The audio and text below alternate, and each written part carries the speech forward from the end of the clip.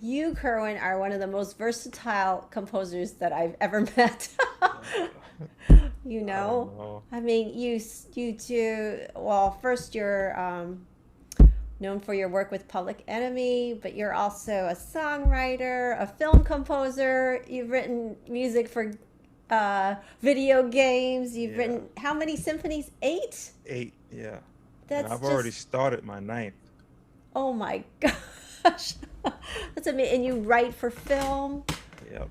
How do you, first of all, how do you balance all that? Because you must have to adjust for different genres in some way.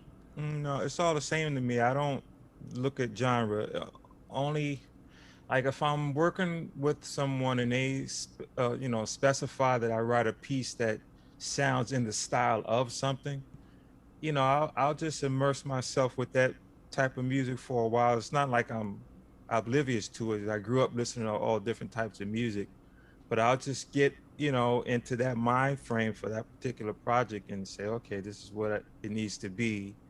And so I'll just structure the harmony and the form of the piece according to that style. But it's that's what a recording producer would do. So when you approached this project, when I asked you to do this project, you kind of were thinking about who my dual partner would be. Yeah. Well, I wanted to write for Gujang, That just and kind of blew my mind. It was like, yeah, what because what speaks to you? Well, how does the guzheng speak to you? I just love the jung. I just love the instrument. And that's my favorite instrument. But what made me change the harp was that I realized I'm gonna need to make some pedal changes. And I know with the jung, the player has to make all of the tunings before playing. You can't adjust midstream. You know, you can move the pegs, but the tunings have to be set before the work is performed. And I didn't want anything to be bent or pulled. I didn't want that sound. Oh, you mean like the when the pitch oscillates? Yeah, I didn't want any of that to make the pitch change. I I see. wanted a pure pedal change. Uh huh. And so I said, well, I need the harp. I was glad because I love working with Charles. He's It's he's good. amazing. Yeah. And in terms of the style, you had mentioned to me this is different from what you've been working on recently. That Yeah, this is recently. Yeah. I wanted to write something closer to what I'd written for Titus Underwood, or the piece of A Composer's Passion. And I had also written a piece for alto sax and piano called Steven Spielberg's Next Film. I just wanted to write something more melodic and not mm, something that was motivically based. Like the more recent pieces I've written were motive based, mm. like based on a gesture. With this, I wanted something melodic and lyrical. So I took the title from George Theophilus Walker's piece, A Lyric for Strings, Mm. and just because you don't see the word lyric in a concert piece, so I said, well, it'd be cool to just put that word in. So I said lyric for violin and harp. So when we spoke way back at the beginning of the project, you had shared with me some of your connections with the East, Mm-hmm.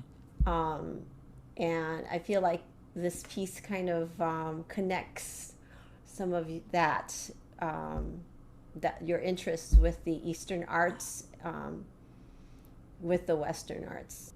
But definitely in how I approach the harmony, and like when you and Charles first read through it, afterward I said to myself, man, it's really modal, like how I wrote it. Like the harp part, it sounds Spanish, and I was like, wow, this is what I want. But I remember you talking to me about you doing some martial arts, Mm-hmm. and also you shared with me the fact that there are a lot of Eastern influences in Western music that have kind of been um, shoved aside.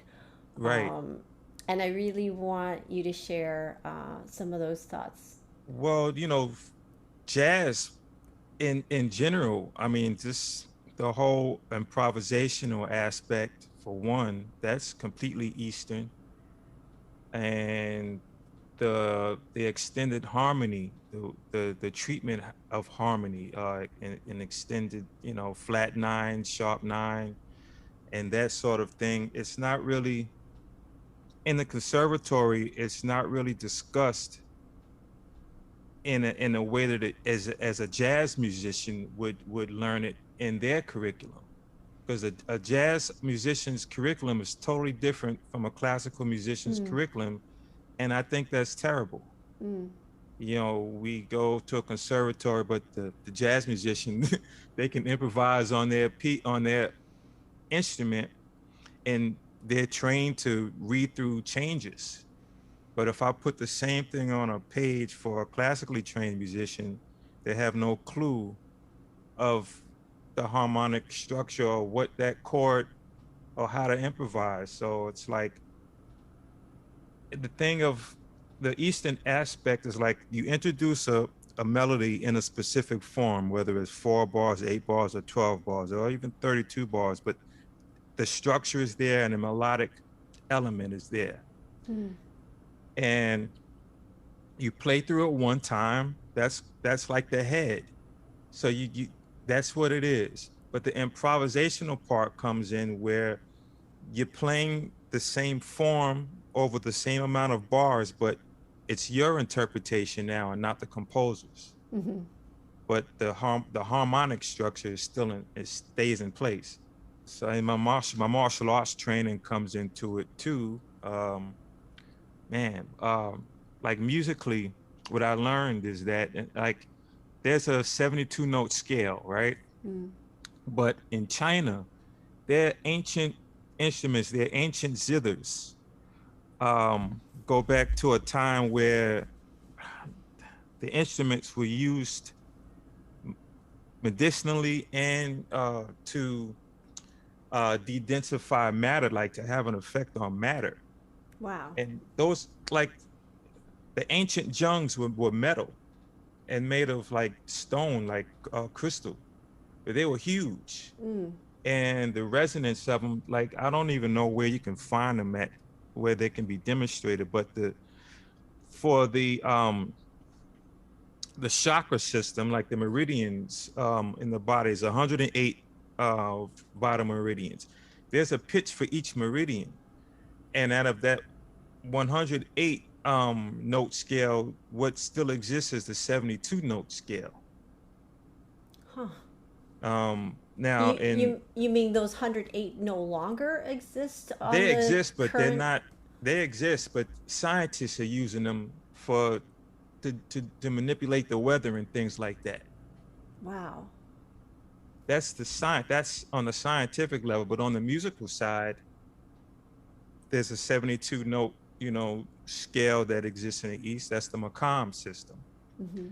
And in studying martial arts, you know that of the 108 vital points, 36 can be used to paralyze or kill, Mm, mm-hmm. and 72 are used for healing and promoting health.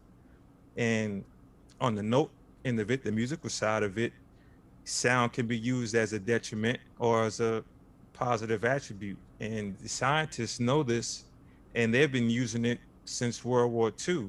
Would you say that your music, sometimes overtly or maybe subtly, is based on some kind of social commentary? Yeah, for the most part, all of it is.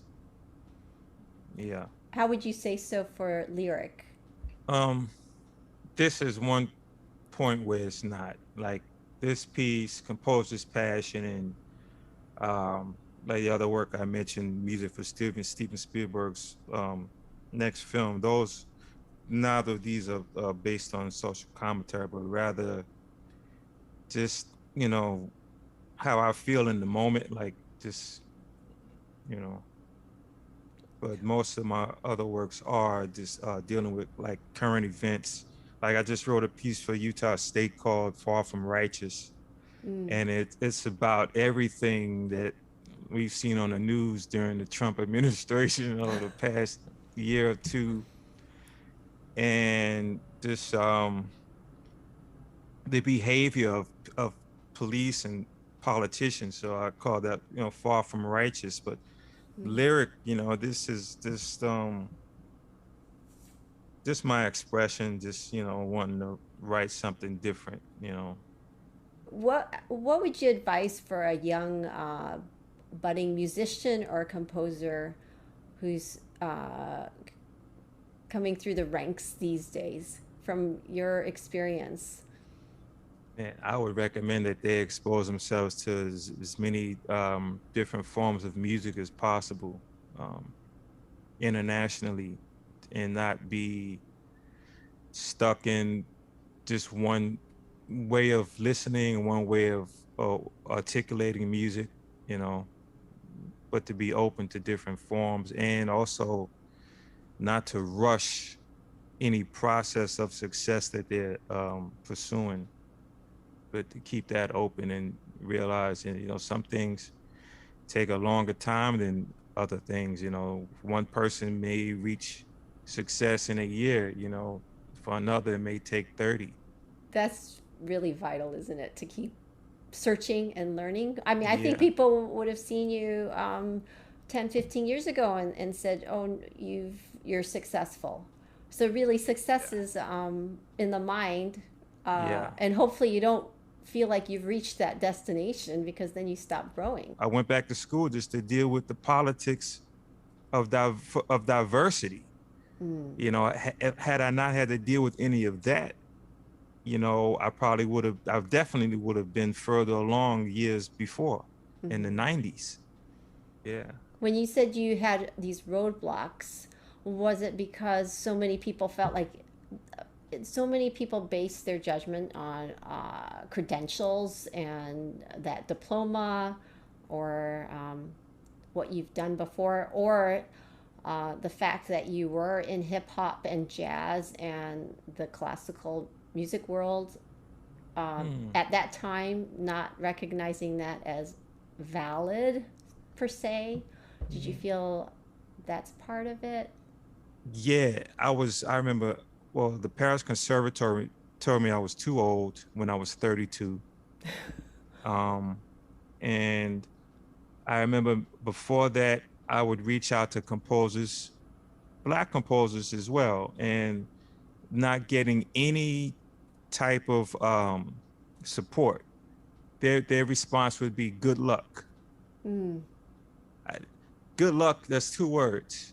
I mean, Mm-hmm. you can't tell me, have a conversation with me as to, what I needed to work on or do. The Mm-hmm. only advice I ever got was from Quincy Jones, and that was in 2002 or three. He came to Atlanta to do his book tour, his first book. And I met him and gave me advice on what to do. And I've been doing it. And what that was transcribing the music that I like to listen to and would study. I Mm. will always transcribe. And I've been doing that since 1993.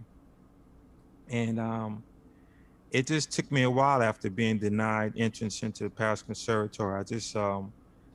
I, I, I went through a phase. I gave up. I quit my job. I was a forklift operator, and I never wanted to have a job, you know. So I quit my job. I sold my studio equipment, everything. I had everything you could dream of having. I sold it all. And I Wow. went and worked with an ethnobotanist. He and his wife had 25 acres, and I worked with them and lived with them for 4 years. And during that 4 years, they got me a computer. They got me Sibelius so I could compose. And during that period, I worked on Flavor of Love TV show. And I wrote a bunch of concert works and got a few concert performances at under my belt. And then I reached out to Chin Yi during that time. And in 2009, I enrolled at UMKC. But I didn't need to go through all of that prior. Mm. All of the choices I made and what I had gone through was just a culmination of just years of rejection. Yeah, Mm-hmm. my career started in 1987. By 1993, I had already achieved much of what I wanted to do. I had double platinum albums. I had music in major films. I was doing television. I worked with jazz artists, reggae, rock, hip hop, and R&B artists. Hmm. And I was had a A&R position with Chuck D's record label, so I was doing a bunch of stuff. Hip hop was just a part of it. It wasn't even my main thing was just hip hop. But I mean, I could do that, but like music. For you to have mentorship when you were younger was hard to find. Mm. Um, Even amongst, you said some of the black composers that were successful would Yeah, just say to you, good luck. yeah. Good luck. Um, Yeah, and that, that I think that shows that mentorship is really important. One of our jobs as musicians is, as we get older, to mentor the younger yeah, generation in whatever way we possibly can. yeah. And the sad thing is that a lot of people look at our accolades Hmm. to determine whether or not we're qualified to mentor someone or Right. qualified to teach. Why do I need to have accolades? Can't you just look at my body of work? Hmm. I've done more than a lot of people that are 3 times my age right now. Well, not 3 times, almost twice my age, you know, almost twice my age. I've done more than they have in their life. I don't have the accolades. Right. I don't live for the accolades. Why do I need to have accolades, to be deemed um uh, uh what's the word I'm looking for? Uh, Qualified to teach a certain thing or talk about a certain aspect of music. Do you feel like the events of this past year, there are a lot of organizations trying to make changes. Do you hold hope that things might be a little bit easier for other people coming through the ranks in classical music? Yeah, I'm hoping things are made easy, but at the same time, a lot of organizations are doing it because it's politically correct to do it. They don't want to Right. lose the funding that they're receiving Hmm. from the government or of other donors who support that thing. Like that, some of these organizations themselves don't really feel that way. They're just doing it to get the funding so they can stay in business, and they're still playing the same game. They're only looking at people who've recently won a certain award Hmm. and then giving that same person another award. Hmm. They're not looking at the artistry or artists who are really deserving or struggling just to, stay afloat. Hopefully, there's some organizations that genuinely are hoping to change things from a deeper perspective. Yeah, yeah. I'm hopeful. I'm hopeful. I mean, the people are out there, but they're just being overshadowed by those who really don't have that kind of heart, that care, that Hmm. cares. Hmm. I think conversations like we're having are Hmm. important uh, to bring those kind of things up Yeah, to right. light. And I appreciate your sharing those with me. Yep, yep, yep.